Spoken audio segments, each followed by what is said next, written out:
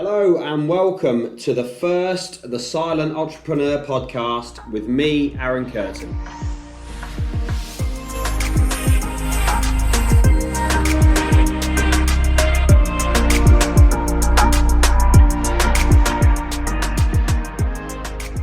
So here we are, first episode of The Silent Entrepreneur. I don't really know how we're here, to be honest with you. I thought I would start to write some notes and some bullet points, but what I don't want it to be is scripted. I want it to be quite laid back and low key. So I have made some notes, and the first note I've put on my page is what's the purpose of the podcast and how are we here? I suppose it's been quite a journey to get to this point so far. For anybody listening that knows about me, I'm quite one for self-development, improving myself, self-improving, whether that be reading books, listening to videos, motivational videos, podcasts, and just basically learning and taking everything in around me and using all of that good stuff, really, I suppose, to try and improve. And I suppose over the last 2 to 3 months, there's been various things that have happened in my life, good and challenging, and also bad, that's led me to be in a position where I am now, which is wanting to record a podcast. Why am I doing it? I'm going to be quite selfish. I'm doing it for me. I learn a lot and take a lot from self-development and listening and learning to content. You know, I've been doing that since I was 23, 24. I think when I was doing it at the time, I used to get made fun of, ridiculed for wanting to improve myself, but I think that's a lot more acceptable these days, and I think a lot of successful people do it. Taking that a stage on for me, actually in preparation for this podcast, writing notes into my phone when things happen, writing things in my notepad, in my diary, has massively helped me come to terms with challenges in business, personal life, successes, highs, lows, and everything in between. So I think for me, I'm in this position now wanting to record a podcast selfishly because it's going to help me. It's going to help me process things. It's going to help me reflect better.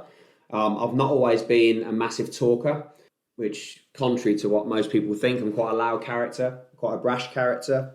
I like to say things how it is and be quite honest and transparent, but I'm not a massively big talker when things are difficult. I tend to hold the information in and only let it spill out when necessary. And I think people who talk the least probably need to talk the most, especially when it's around challenging subjects and topics in personal and professional lives. So I think the first reason in terms of the purpose of the podcast is really for me to use it as a point of reflection, to improve myself, to de-stress, to talk, to let things out that are good and bad, to celebrate, to reflect on negatives, things that I've learned. So that's sort of number one point of the podcast. I think that also something to really, really think about that I want to make sure it comes through in some of the content that gets put out via the podcast is that it's really, really honest and transparent. I'm a very, very honest and truthful and trusting character. I hold those traits really close to my heart. And I think that actually when you look at the content that's out in the market at the moment and you look at social media and you look at all these successful people running big companies, being massively happy with big houses and flash things and going on a holiday every month and all this stuff, and you see the pictures on Instagram and the posts on LinkedIn and Facebook and Twitter. I think 90% of that stuff is really, really false and it's really, really fake. I don't think it really depicts real life. I don't think it depicts real life in business or personally or professionally. So I think a massive element for me is not only just with the reflection for myself, but it's also making sure that whatever I put out into the market is honest, it's transparent, whether it's good or bad, whether there's elements of it that people agree with or not agree with. I'm not massively interested or bothered about that sort of feedback. I'm more interested in the debate. I'm more interested in the reflection, the ability to talk about certain situations. So I think all the content that's going to come out within the podcast is absolutely going to be honest and transparent, open, whether it's good or bad. And it's going to cover business related topics. It's going to cover personal stuff. You know, I'm a 33-year-old guy. I've had a relatively, I'm trying to find the right word, creative life. I've made good choices. I've made bad choices. And I think that actually when you see a lot of the content and a lot of the social media out there, it's really, really positive.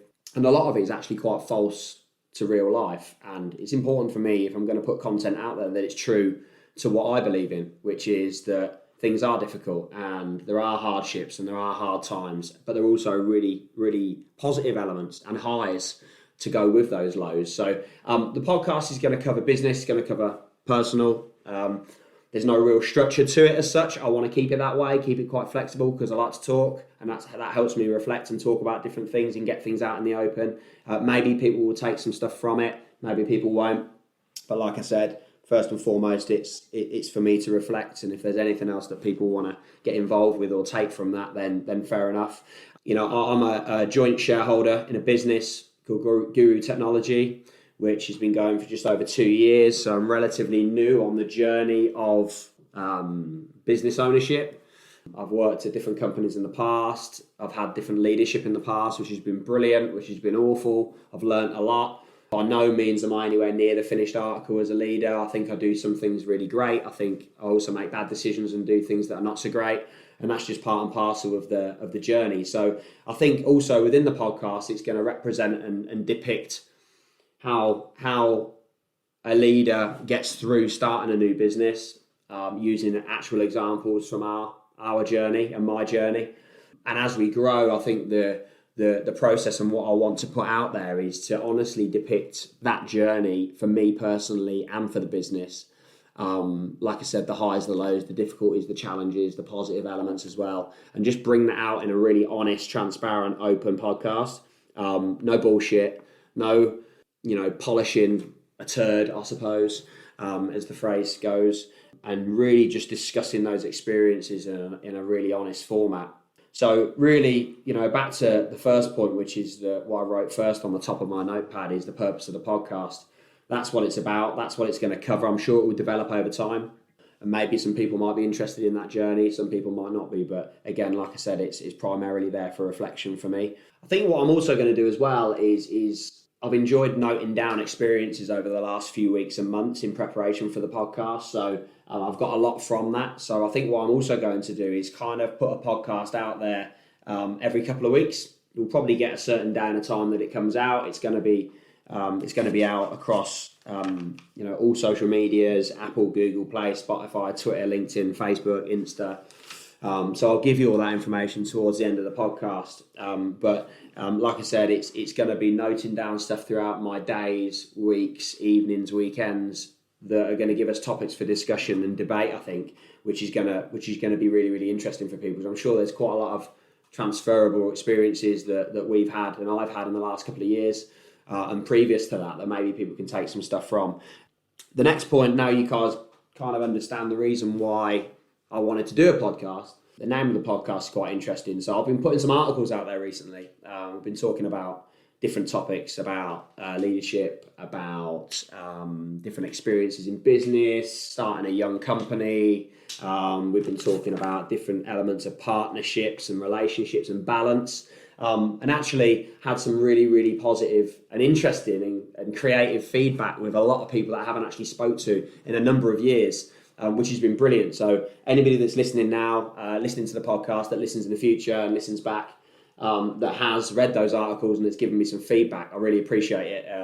If you can comment, if you can like and share anything you see regarding the podcast or any of the articles that I share, with any feedback whatsoever, any suggestions on things that you think could be tweaked, improved, or suggested talking topics maybe, then please shout up and just ping us an email, and we'll go from there. The next thing I've put in my notepad is a phrase: seeing inexperience, gain experience. So that's seeing inexperience, gain experience. And what I mean by that is seeing, we're a young company. Most of the people that are involved in Guru had never done telecoms before starting at the business. And everyone's got to start somewhere. And we made a point of hiring people that had never done this before, because in starting Guru, in starting the business, we wanted to be different. We wanted to create a business that revolutionises the way that people transact in this industry, putting the power back into the customer's hands, and bringing that closer to the customer rather than the big corporate businesses. People that have a business that's genuinely got a devoted nature to its clients, to its staff, and to the ongoing involvement and evolution of the business into the future. And I think what I mean by seeing inexperience in experience is a really positive comment, really, because one of the things that really motivates me over and above just the general success of the company so far is seeing people that haven't got a clue come in day one, and then day 2, day 7, day 30, day 90, day 120, year 1, year 2, seeing that inexperience go from somebody who didn't know anything at all to somebody who's gaining more experience, focusing on self-improving, committed to the cause, working hard, being tremendously dedicated, learning their craft, embracing change with a positive mindset, and learning and experiencing situations with customers and with staff in this industry. So that's a massive motivator for me, because we never started the business to go and want to be rich. That's not really why we started the company. Both myself and John have experienced in the industry. We can go and get another job at probably director level in most telecoms companies and go and earn a reasonable crust. But it was about doing something for ourselves, using our experience and offering something different to a customer in terms of that management structure for a client, and revolutionising that in terms of doing it in a really customer focused and committed way, and having staff that really believe in that story, offering different products, offering a unique set of products that can give a really quality business service experience to a client is really, really important to us. And having staff that are that committed, just as committed, if not more than we are as well, is really, really vital to the success and ongoing success of the business. So I think it's a bit like a plant, isn't it? You plant the seed, you water it, you nurture it. Sometimes it flourishes, sometimes it doesn't, but it grows, and it grows steadily over time, upwards and upwards and upwards, outwards and outwards and outwards, and suddenly you have a lovely flower or a vegetable or whatever gets created from that seed that you've planted. And it's the satisfaction of the work that you put in to cultivate the seed, not the finished article. And when it is finished, there's even more that can be done with it. So I think for us, it's, when I'm saying about inexperience gaining experience, it's really, really satisfying from a leadership perspective for me personally to see people come in with no confidence whatsoever. We had a couple of people come in to the business at the start that wouldn't even pick the phone up. I wouldn't answer a phone. The phone would ring and they would jump in the air and not want to answer it and not have the confidence to say even something so simple to me of, "Hi, welcome to Guru Technology, how can I help you?" And seeing that inexperience develop experience and confidence over such a short space of time is tremendously rewarding and satisfying. And one of the reasons and one of the parts of the DNA that's really important to us in terms of that development within the business. We've had people come in that have never done the job before at all and are learning new skills in finance, in customer service, in deal processing, in sales, just generally learning the industry. I mean, before I started in the industry 16, 17 years ago, I didn't even know that these sort of companies existed. I had no experience in it. I was 18, 19 years of age, didn't have a clue where you buy a phone from or where you buy technology products from, and didn't know there was wholesalers and brokers out there that did that for businesses and consumers. And going through that sort of learning curve and understanding what that means and seeing people go through that evolution of their self is one of the most rewarding things and reasons why we started the business in the first place. So I think there's some real important elements to gain from that, and some tips as well that I've sort of learned over the years is probably 3 or 4 main elements that are really, really important if you want to turn that inexperience into experience and build that confidence over time. And these elements are parts that you can use in any role, and probably in any part of life as well in terms of building your confidence. First of all, you need to be committed to improving yourself.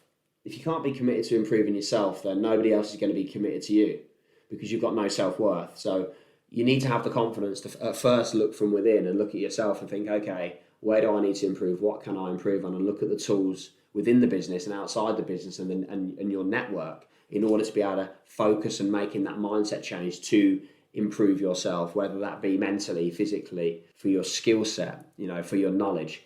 whatever it is for your confidence, just having the ability to understand that you need to look at yourself and think, okay, there's probably improvements that I need to make. How can I go about doing that? And setting a plan in place over a short period of time to build it up and up and up to actually improve over time. You need to be committed, not just to the business, you need to be committed to the company. You need to be committed, more importantly, to yourself, with your self-improvement, with the time that you spend. I meet a lot of talkers and not a lot of walkers, as the phrase goes, and probably 95% of people that I've ever worked with are really, really good at talking about wanting to commit and wanting to be tremendously committed to the cause, to themselves, to their family, and committed to self-improving themselves to go and do better and improve their confidence and improve their skills and their performance. But only 5% of them probably really commit. And I mean truly commit over a consistent period of time, because anybody can do it for a couple of months. But when you start to commit long term over a year upon year upon year period, the compounding result of that means that you're just years ahead of everybody else. And like I said, to stand out from the crowd, to commit to developing yourself and being tremendously committed to that cause is probably the strongest bit of advice that I can give. In order to turn your inexperience into experience, you've got to be a hard worker. You've got to be dedicated.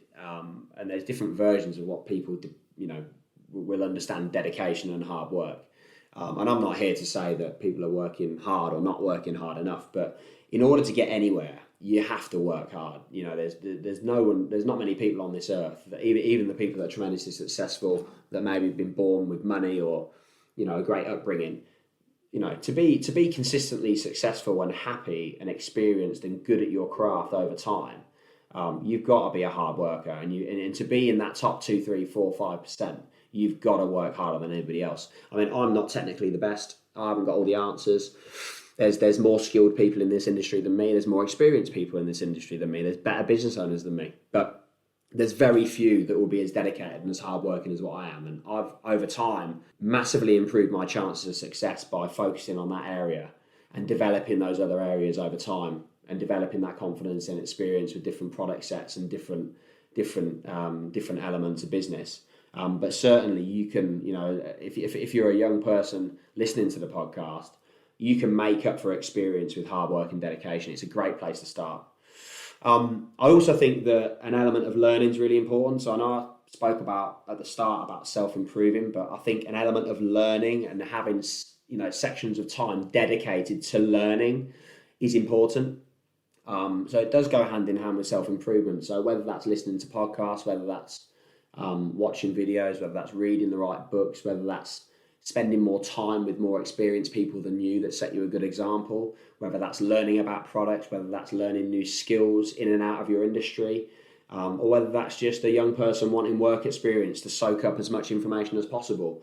My daughter's going to be 16 in November, and she doesn't know what she wants to do. And I thought a few years ago, I'd be able to help her on that journey, and I don't think I can. The only advice I can give her is you just need to experience more stuff and you'll figure it out. And if you've got an open mind to learning and improving yourself, being confident, putting yourself out your comfort zone, working tremendously hard, and whatever it is, whether it's a bar job, whether it's a restaurant job, whether it's a call centre job, whether you're knocking doors like I did when I was 16, 17 for 100% commission for 2.5 years in all weathers, getting told to piss off on people's doorsteps at 9 p.m.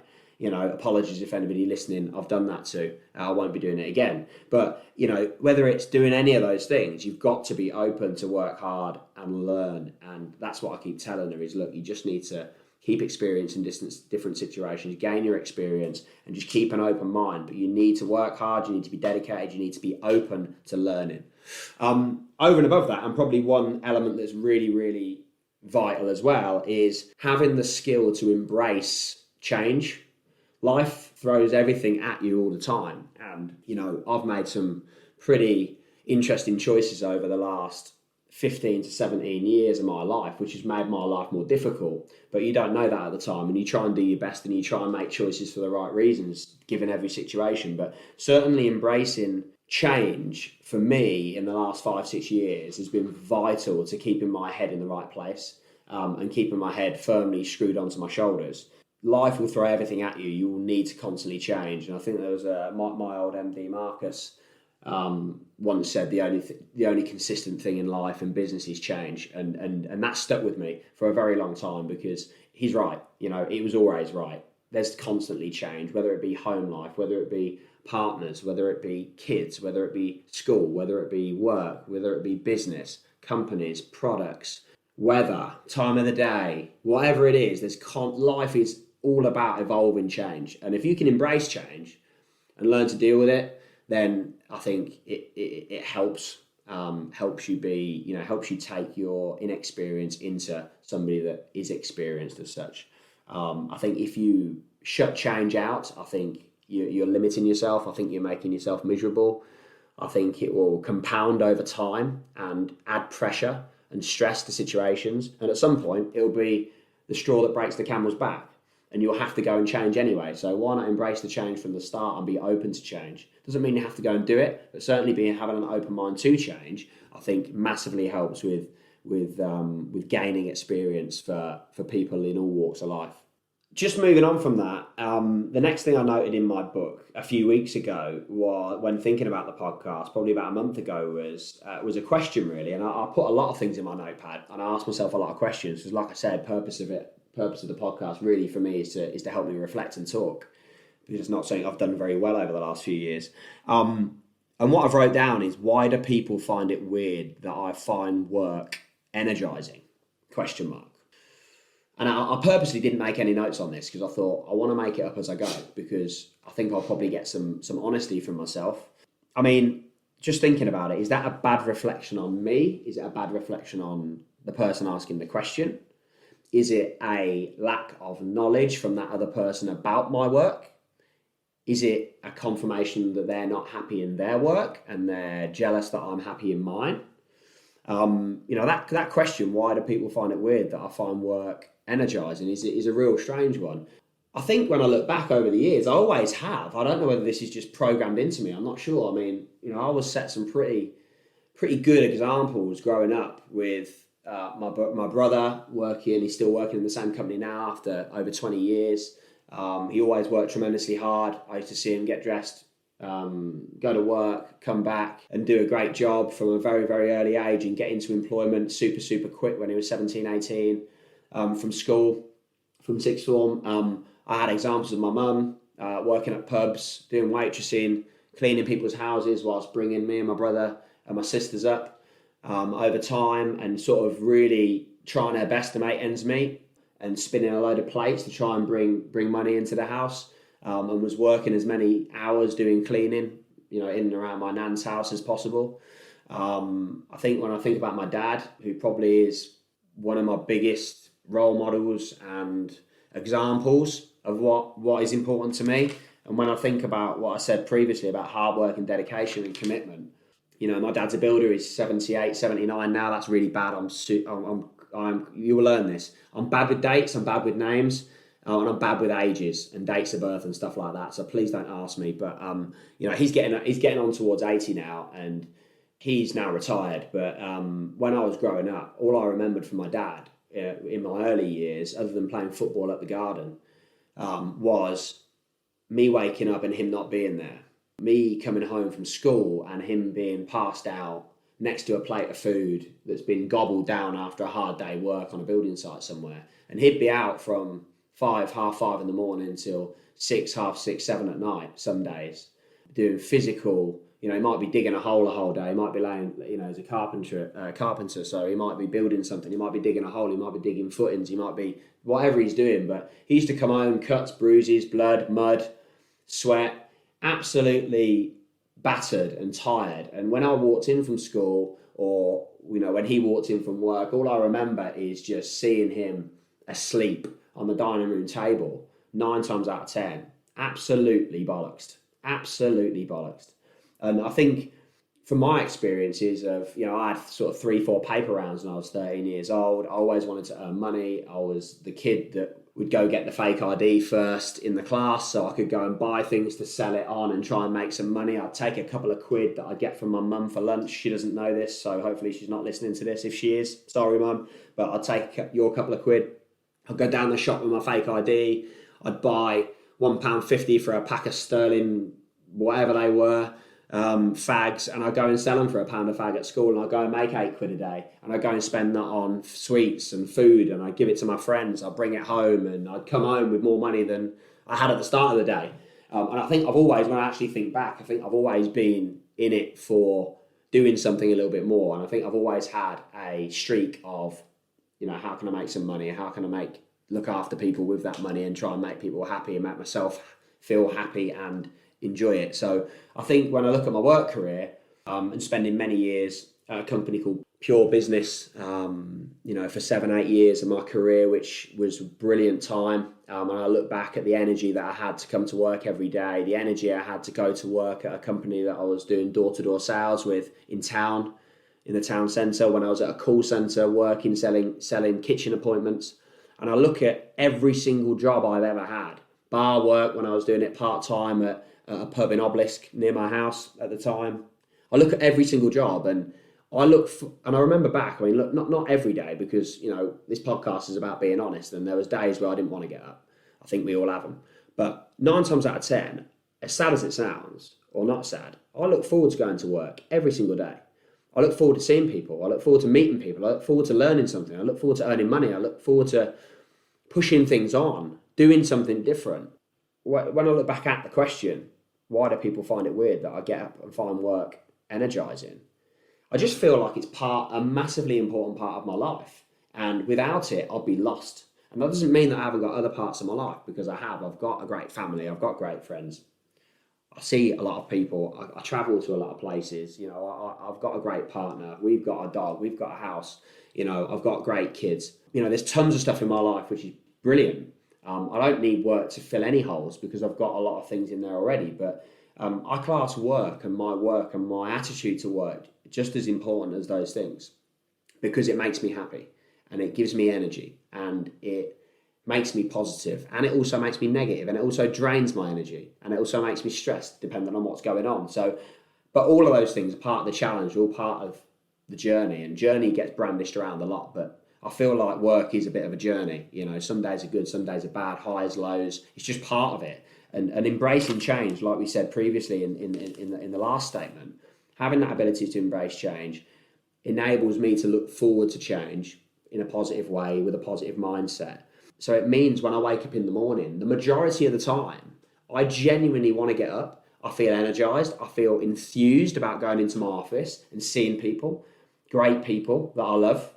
I feel positive about going to work. When I used to go and knock doors for a living and get told to piss off every other door, I enjoyed it. I ended up turning those negatives into a positive, and rather than me going out and trying to count how many sign-ups I got and how many products I sold and how much commission, I would count how many people told me to piss off, because I would turn that negative into a positive, and I'd try and beat it the next day, and I'd try and use humor to do that, to keep my attitude positive. So yeah, I don't know if that really is an answer. I do a lot of fluffy talking, which is probably why I'm pretty suited to a podcast. So I'm 30 minutes in now and I don't feel like I've said anything. But why do people find it weird that I get up with energy in the morning? I don't know.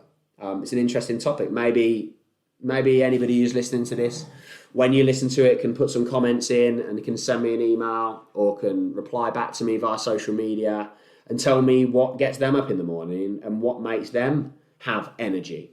Maybe it's the same as me. Maybe it's a purpose. Maybe it's family. Maybe it's money. Maybe it's education. I don't know. For me, it's all of those things. It's what work means to me and what my life means to me. I'm happy to wake up because at the end of the day, you never know when that time is going to go out. So why waste that day? Get up early. Get up 5:30, 6 o'clock, 5:30. Get up and make the most of your day. Why not? What's the worst that's going to happen? So look, moving on to the next element of what I wanted to talk about, I wrote in my, and I've recently just done an article on this actually, is partnerships and balance. And when I'm talking, partnerships and balance could cover a lot of stuff. So, we'll probably talk about it in future podcasts in a bit more detail, but I want to talk about it in quite a specific context at the moment in terms of my business with Guru and my business partner, John. We operate really, really well together. I've known John since I was 15. I annoy him today the same as I annoyed him 15 years ago. I met him at a call centre. He was quite quiet. I was quite loud. I would sit next to him every single shift and try and sell loads of stuff. He would be under the table because I was too loud. So he would, if you can imagine a noisy call centre floor, I would be sitting on the table, Wolf of Wall Street style, pitching my heart out, trying to sell whatever it is that we were looking to sell to people that probably didn't want it, and experiencing that and doing okay at it. John would have a completely different approach to it. I never heard him on the phone. He's so quiet, calculated, professional. He would sit underneath the table because I was too loud. He doesn't sit underneath the table now. I think he kind of accepts that I'm just really, really loud and he has to get on with it and maybe talk a bit louder. But in terms of balance and partnership, him being the business partner in Guru Technology is massively, massively key to the ongoing balance and success of this company. And also the ongoing balance that we have for each other, because it's all well and good starting companies and starting teams and having new ideas with people that are very similar to yourself. I think that's a really dangerous way to go. I think it's a hard way to go, because I think you lower yourself into a false sense of security. I think you get yes all the time to answers in meetings, which again, it's risky because you need challenge. And I think where John brings balance to the situation is he has the same beliefs as me and the same goals and aspirations as me, the same DNA, the same beliefs, the same commitment, hard work, dedication, honesty, trust, embracing change, the ability of wanting to self-improve himself and learn and get better every single day and do that for himself and myself and the business and its people. But what he does is he goes about it completely differently to me. It's yin and yang, and I think that's really important in a partnership, whether it's business or a personal partnership, or a relationship. I think coming away from that yes false sense of success and positivity, and going to have positive challenge, providing you're basing that on the right things, which are your overall goals for the journey of the company, your DNA, your culture, your beliefs of how to do things and how to operate. As long as that stays true, I think that having somebody operate completely differently is a massive positive. Whereas I'm quite outspoken, he's quite quiet, unless he's had a drink. And then he's completely different. He'll be dancing everywhere with his signature dance move, which I'm not going to let on about. But it's awful.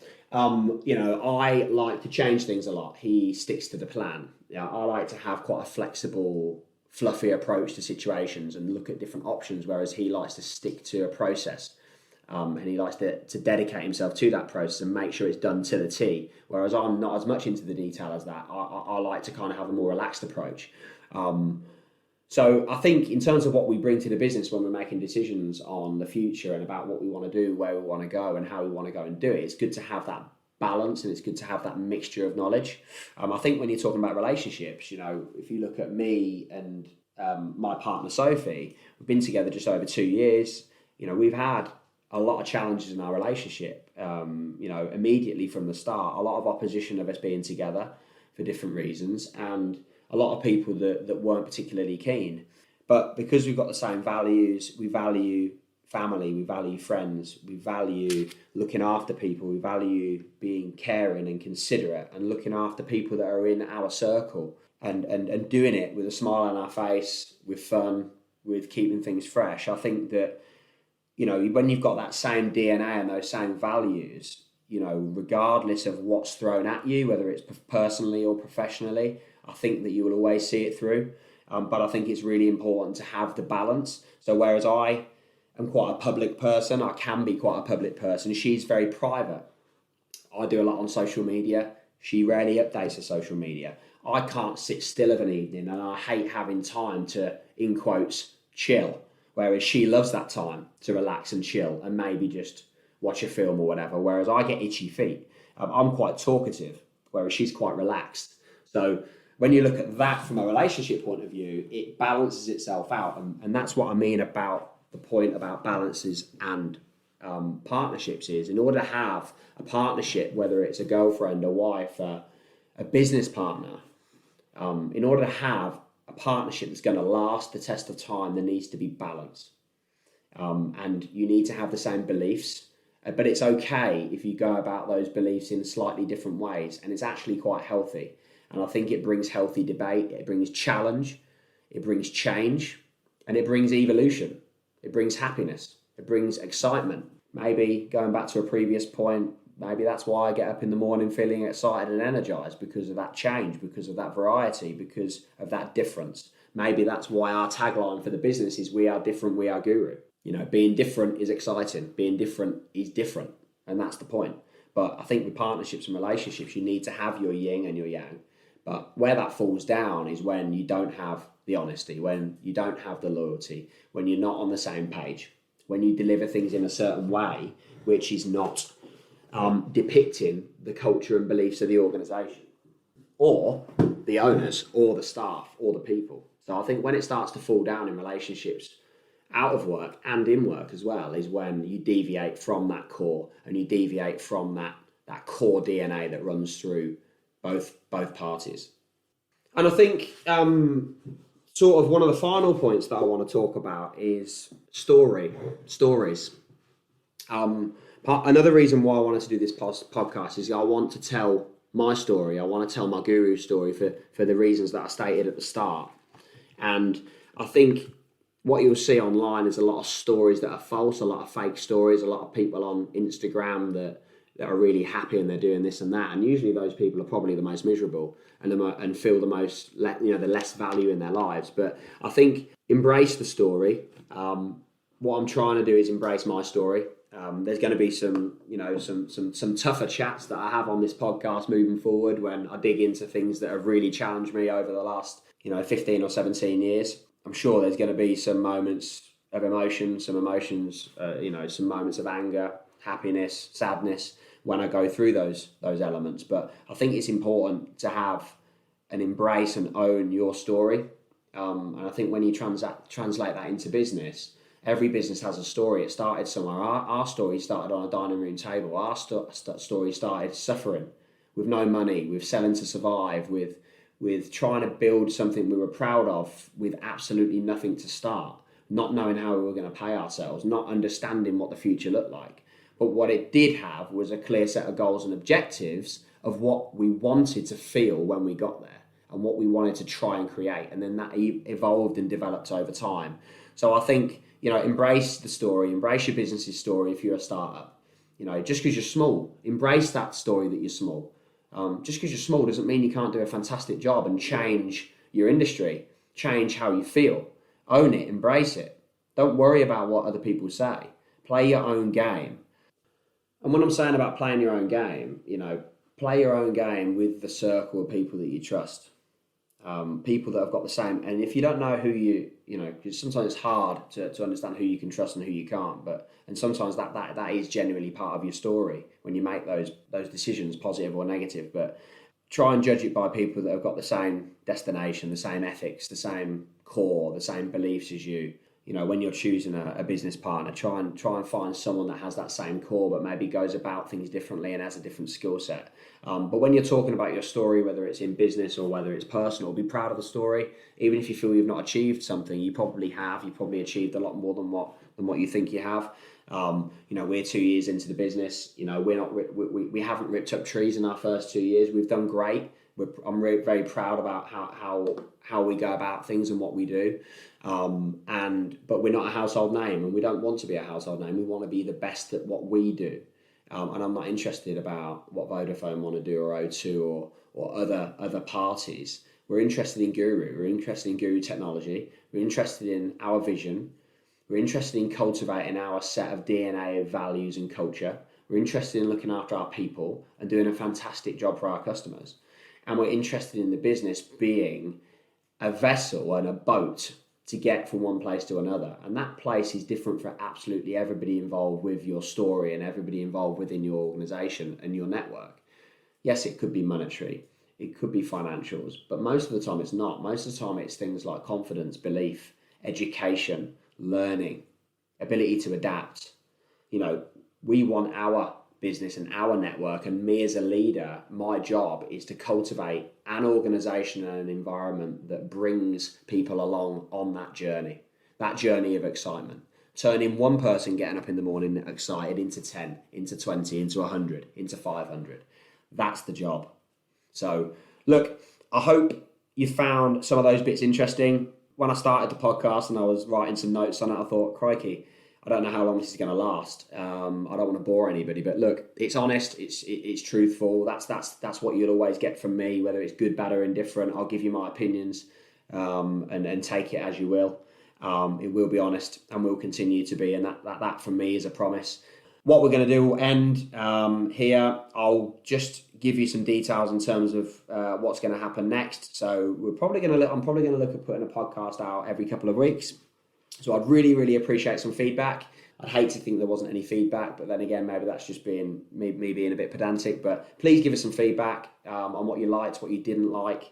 All feedback is absolutely welcome. If you see any of our handles on Insta, Facebook, LinkedIn, Twitter, Spotify, Apple and Google Play, online on the website, if you see anything at all, please like and share.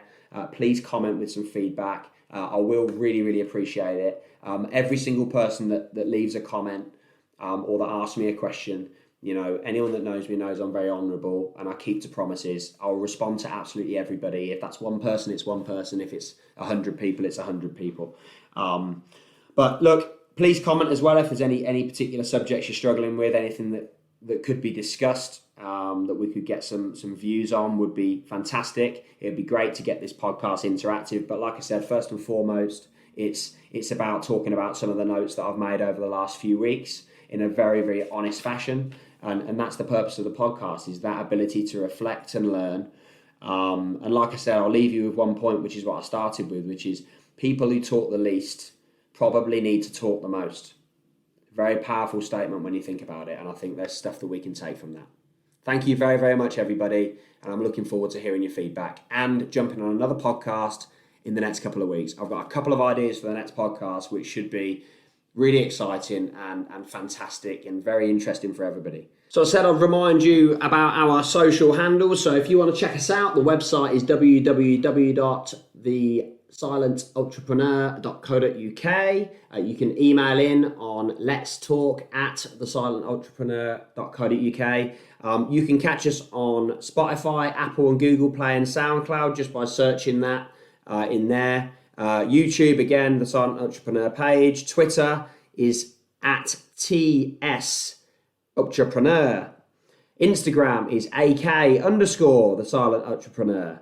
And Facebook has a page in exactly the same name. So the Facebook and LinkedIn page are both called The Silent Entrepreneur. So if you want to hit us up on any of those medias, that would be great. Feedback, comment, like, share. Would really, really appreciate any comments and feedback from everybody on any of those mediums. Please get in touch and I'll see you soon.